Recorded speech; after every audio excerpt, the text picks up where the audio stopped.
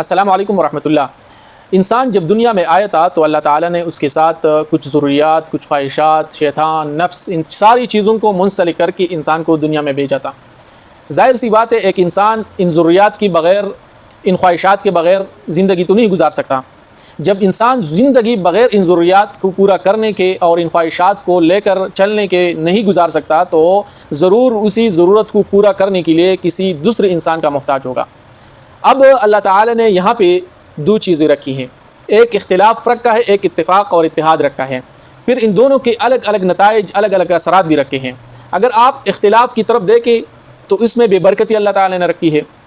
اور اگر آپ اتفاق اتحاد کی طرف دیکھیں تو اللہ تعالیٰ نے اس میں برکت رکھی ہے، محبت رکھی ہے اور بہت سارے فوائد رکھے ہیں۔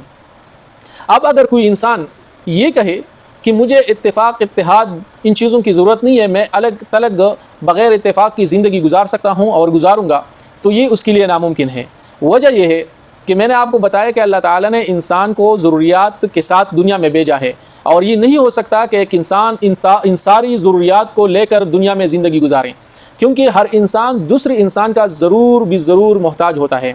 خواہ کسی بھی چیز میں ہو۔ یہ نہیں ہو سکتا کہ انسان کے ساتھ پیسہ بھی ہو اور دنیا جہاں کے سارے پیشے اور ہنر بھی اس کو آتے ہوں، ایسا نہیں ہوتا۔ بلکہ کسی انسان کے پاس پیسہ ہوتا ہے، دوسرے انسان کے پاس پیسہ نہیں ہوتا لیکن اس کے پاس ہنر ہوتا ہے۔ دنیا میں بہت سارے ہنر ہے، بہت سارے پیشے ہیں، اور اگر آپ صرف میڈیکل کو دیکھیں کہ انسان کی جو جسمانی ساخت ہے اس کے اندر اللہ تعالیٰ نے اتنی ساری چیزیں رکھی ہیں کہ ہر ایک پرزے کے لیے میڈیکل میں ایک الگ شعبہ رکھا ہے۔ آنکھ کے لیے الگ ہے، پھر اس میں بھی مختلف ہے، کان کے لیے، ناک کے لیے، دانتوں کے لیے، سر درد کے لیے، اسی طرح دل کے لیے، ہاتھ پاؤں کے لیے، جگر کے لیے، معدے کے لیے، یعنی انسان کے اندر اتنے سارے پرزے ہیں۔ پھر انہی پرزوں کے لیے اللہ تعالیٰ نے مختلف شعبے میڈیکل میں صرف رکھے ہیں کہ انسان کا اس میں علاج ہو سکے۔ اب ظاہر سی بات ہے کہ ایک انسان ہے، اس کے پاس کھربوں ڈالر بھی ہے، لیکن یہ نہیں ہو سکتا کہ وہ آنکھ کا بھی ڈاکٹر ہو، کان کا بھی ڈاکٹر ہو، دل کا بھی ڈاکٹر ہو، معدے کا بھی ڈاکٹر ہو، یا اگر ڈاکٹر ہے تو وہ ضرور انجینئر بھی ہو، نہیں ہو سکتا ایسا۔ ضرور اسی انسان کے اندر کوئی نہ کوئی کمی ہوگی اور اسی کمی کو پورا کرنے کے لیے وہ دوسرے انسان کا محتاج ہوگا۔ تو اسی لیے اللہ تعالیٰ نے انسان کو جب ضروریات کے ماتحت رکھ کر دوسرے انسان کا محتاج بنایا ہے، اب یہ انسان جو دوسروں کا محتاج ہے وہ انہیں کو ساتھ لے کر معاشرے میں چلے گا، اس کے بغیر اس کا کوئی چارہ نہیں ہے۔ اسی طرح ہمارا جو معاشرہ ہے اس میں ہمارے بھائی ہوتے ہیں، ہمارے چچا ہوتے ہیں، ہمارے ماموں ہوتے ہیں، یہ جو سارے رشتے ہیں، ان سارے رشتوں کو لے کر چلنا یہ بھی اتفاق، اتحاد اور برکت کا سبب بنتا ہے،